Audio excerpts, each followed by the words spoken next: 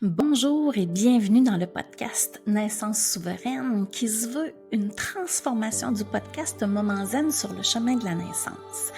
Femmes, nous sommes à l'ère de la souveraineté. Il est maintenant temps de reprendre en main le processus de naissance, temps de reconnecter avec notre potentiel et notre pouvoir de choisir. Nos bébés n'attendent que ça pour devenir souverains à leur tour. Il est maintenant temps d'assumer tes réels désirs de naissance avec toute ta capacité à accueillir ce qui est durant ce chemin de naissance. Je suis Geneviève Talbot, co-créatrice de Transformation Essentielle et j'accompagne les femmes à devenir souveraines dans leur choix de naissance. Hello, bienvenue dans cet épisode de podcast où je te parle aujourd'hui des pièges, des examens du col pour connaître la dilatation, pour connaître où on en est rendu, soit en fin de grossesse ou pendant l'accouchement. Ça peut avoir l'air un peu curieux, parce que ça pourrait être, c'est pas les pièges, c'est extrêmement simple. Ce sont des pièges qui sont plus de niveau mindset, qui vont affecter davantage le mental, l'état d'esprit dans lequel vous êtes. Je vous donne des exemples. Par exemple, en fin de grossesse, le médecin, en général, va faire un examen pour savoir si le travail est commencé, pour savoir, on aime bien ça, savoir, comme femme, on aime ça savoir, ça s'en vient-tu, tu sais. La seule hic dans ça, c'est que moi, j'ai vu des femmes, dont à 36 semaines, déjà dilatées à 2 centimètres. Tu sais, ils étaient vraiment, depuis un petit moment, limite d'être mis au repos, pour finalement être déclenchés. Donc, c'est pas grave d'avoir des examens. Tu sais, si on a des contractions pendant la grossesse, puis tout ça, c'est important d'en avoir parce qu'on veut voir le travail qui commence et tout ça. Mais ça ne veut pas dire que parce que vous avez du travail de fait, que vous allez nécessairement accoucher avant votre date. Ça se peut que vous dépassiez votre date aussi. Alors, imagine que tu es à 40 semaines, puis que là, tu pensais que, tu sais, que depuis, je sais pas, moi, 32 semaines, ça contracte, t'étais mis au ralenti, peut-être même au repos, pour finalement te ramasser pareil à 40 semaines, puis que là, il n'y a rien qui se passe, le vrai travail n'embarque pas encore. Il n'y a rien d'anormal. Mentalement, c'est très long. Et je dirais même les dernières semaines, en temps normal, tu sais, on les trouve plus longues parce que le ventre est plus lourd, puis on a hâte, là, on a hâte d'accoucher, tout ça. Fait que le piège, c'est juste de penser que parce que tu es dilaté déjà en prénatal, là, je suis pas en train de dire qu'il faut pas prendre en compte la dilatation. Si vous n'êtes pas à terme et que vous êtes dilaté, il faut prendre les actions pour que ça l'arrête de dilater, parce que à quelque part, ou que ça ralentisse, du moins, parce qu'on veut que le bébé soit à terme. Mais je l'ai quand même vu plusieurs fois que ces femmes-là, finalement, arrivent à 40 semaines, puis le dernier mois, elles le trouvent long parce qu'elles pensaient accoucher à 36, 37, 38. Finalement, elles sont à 40 puis elles sont pas accouchées encore. Ça, c'est le piège des examens en fin de grossesse. C'est pas si grave que ça, mais c'est juste de l'avoir à l'esprit que ce n'est pas automatique qu'on va accoucher avant notre temps, même si on est dilaté en fin de grossesse. Pendant le travail de l'accouchement, là, c'est un petit peu plus tricky, c'est-à-dire c'est un petit peu plus... c'est très insidieux, le piège des examens. Parce que on veut savoir. On est en train de s'installer dans notre bulle, on est en train d'entrer dans la douleur, mais à quelque part, on veut savoir, là, ça avance-tu, cette affaire-là? Fait que le piège, c'est tout simplement de se dire, ben, je sais pas, moi, si ça fait 2 heures, par exemple, que tu as eu l'examen, et que là, il t'examine à nouveau, et que tu es encore au même point. Tu es encore à 3. Moi, ça m'est arrivé. Ça m'est arrivé à ma 3e. J'étais encore à 5 centimètres après 2 heures, puis là, j'étais dans l'intensité, puis il y avait quelque chose à quelque part qui bloquait à l'intérieur de moi. Je peux en reparler dans une autre un autre épisode, mais ça l'a complètement cassé mon mindset. Ça l'a cassé mon mood. Ça allait full bien. Je tirais bien. J'entrais vraiment bien dans les contractions. Mais tu sais, moi, je me serais attendue d'être minimum à 7. On a des attentes. Le piège, c'est les attentes. En étant seulement à 5, ça a cassé ma motivation, ça a cassé mon énergie, puis là, j'étais plus capable de prendre les contractions. Là, je suis revenue dans mon mental, au lieu d'être dans mon cerveau primitif, là, celui qui accouche, je suis revenue dans mon mental, puis là, je me suis dit, ah, pas vrai, ça fait 2 heures, puis, tu sais, ça l'a pas avancé. Fait que c'est ça le piège.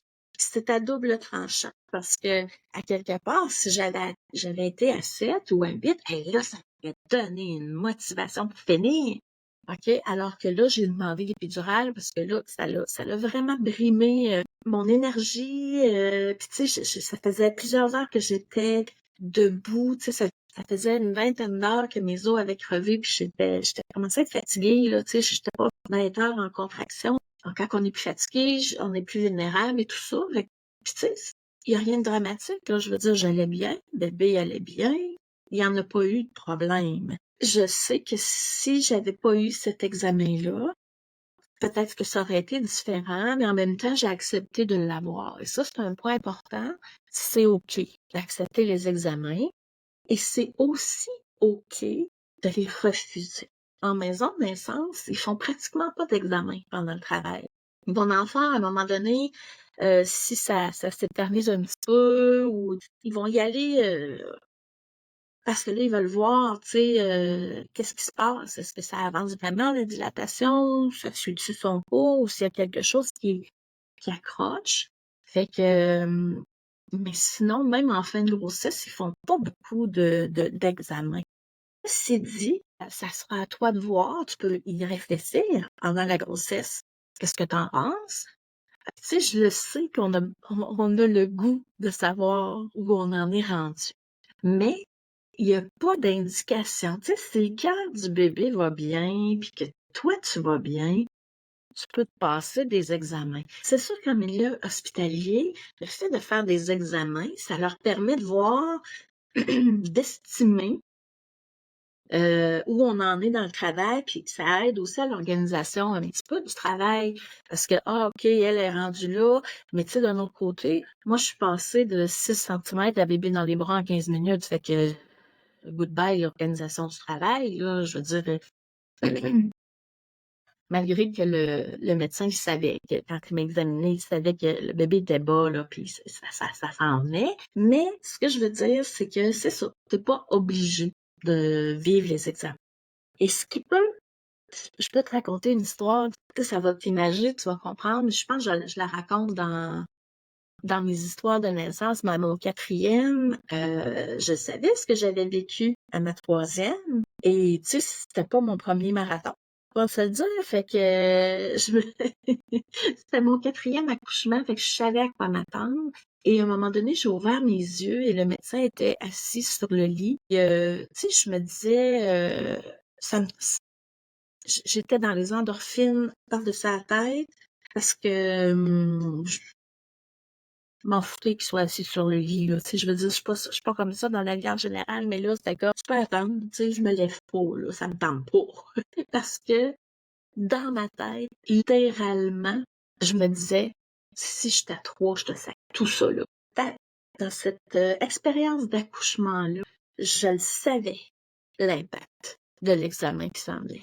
Puis je l'ai repoussé autant que j'ai pu, mais à un moment donné, c'est ça, c'était quand même fort. Eux autres, je pense qu'ils voyaient l'intensité qui augmentait, puis ils voyaient la progression. Tu sais, moi, de mon côté, j'étais dedans, puis moi, je m'attendais que ce soit des heures et des heures parce que j'avais toujours des accouchements longs. Fait que pour moi, il n'y avait pas d'urgence à faire un examen parce que je savais que on en avait encore pour plusieurs heures. Je me disais ça. Mais en réalité, quand j'ai décidé, je sais pas le temps qui s'est écoulé là entre le moment où il était assis sur le lit, il est parti, puis il a fini par en revenir. Je sais pas le temps qui s'est écoulé. Et, ce que je peux dire, c'est que quand il m'a examiné, il me dit, t'es à 6, presque 7. c'est sûr que ça m'a donné un coup de fouet. Moi, je le savais à cause que j'avais l'expérience de mes autres naissances. Moi, mon défi, c'est de traverser le 4e et 5e centimètre. Là, j'étais à 6, presque 7. Je le savais que j'étais passée le cap important pour moi. Il y en a que ça va être plus 7-8. Moi, c'est vraiment, à tous mes accouchements, ça a été vraiment ça, 4-5. Fait qu'on donnait un coup de fouet, puis je me suis comme laissée aller, puis tu sais, 15 minutes après, j'avais le bébé dans les bras, là. Ça l'a gaulé. Puis il savait, il est allé changer, il est revenu, puis j'étais prête à pousser. Je poussais probablement, je sais pas exactement, j'étais pas dans le moment. Voilà. C'est l'enjeu des examens. Ça peut te donner un boost, mais ça peut complètement faire déraper ton mindset parce que on le sait, l'accouchement, c'est une question d'état d'esprit énormément. Si tu dis oui à un examen, sois juste consciente de ces enjeux-là, puis fais avec du mieux que tu peux avec ce qui est là. Tout simplement. Puis si tu as vraiment envie de savoir où t'en es, c'est tout à fait OK, tout à fait légitime. Si ça casse ton mindset, ben ça le cassera. Moi, c'est ça que j'avais à vivre. Ça sera ça que t'as à vivre. Il n'y a rien de grave. Je veux dire, si après l'examen, ton mindset est cassé puis que t'arrives plus à entrer dans les contractions parce que là, tu te dis, mon Dieu, j'aime ça déjà jamais, ça finira jamais cette histoire-là, puis que tu prends l'épidurale, ben c'est parfait. Ça sera OK. Tout simplement. Mais je voulais que tu sois consciente de ces enjeux-là par rapport aux examens. Puis tu peux peut-être en parler avec ton médecin, voir c'est quoi leur protocole, eux autres, c'est sur combien de temps qu'ils font les examens, est-ce qu'on peut les refuser. Tu sais, tu peux avoir une discussion, début de conversation aussi avec ton médecin, ça va te donner un peu le feeling dans tout ça. Alors voilà, c'était les enjeux, les pièges des examens pendant l'accouchement et en fin de grossesse. Donc, je te dis à bientôt pour un autre épisode. Avant de quitter, j'aimerais te faire savoir que mon programme en ligne de préparation à l'accouchement, Bulle d'amour, est fin prêt. Si tu as le goût ou que tu sens le besoin d'avoir tout ce qu'il faut pour te préparer à ton accouchement, et ce, dans un même endroit, je t'invite à consulter mon site internet genevièvetalbot.com pour avoir tous les détails. Je t'ai concocté un programme complet de préparation à la naissance à te procurer idéalement au plus tard vers 25 semaines de grossesse. N'hésite pas à prendre rendez-vous pour un appel connexion avec moi pour que tu puisses valider si mon offre est idéale pour toi.